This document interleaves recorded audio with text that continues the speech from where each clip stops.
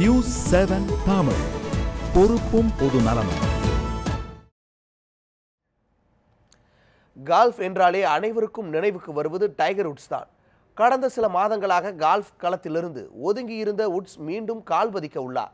புதிய பயிற்சியாளர், புதிய யுக்திகள் என ரசிகர்களுக்கு விருந்து படைக்க காத்திருக்கிறார் அவர்.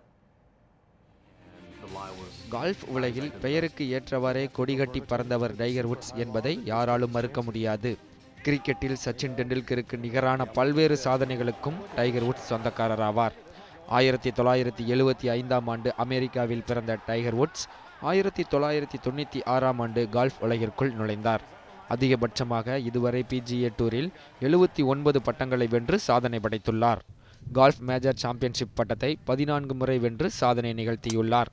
சில மாதத்திற்கு முன்பு ஸ்காட்லாண்டில் நடைபெற்ற யூரோப்பியன் சாம்பியன்ஷிப் டூருக்கு அடுத்தபடியாக 3 மாதங்களுக்கு பிறகு மீண்டும் golf உலகிற்குள் திரும்பியுள்ளார் tiger woods.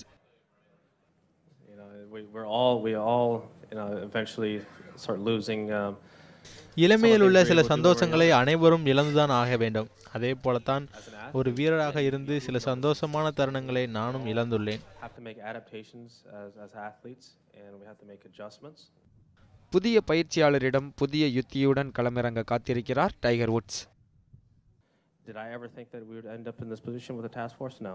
Girish coma அனைவருக்கும் பரிச்சயமான நபர்தான். அவருடன் பயிற்சியில் புதிய ஸ்விங் நுட்பத்தை பற்றி உரையாடினோம். அவருடைய ஸ்விங் ஷாட் என்னுடைய ஸ்விங் ஷாட் போலவே இருக்கும்.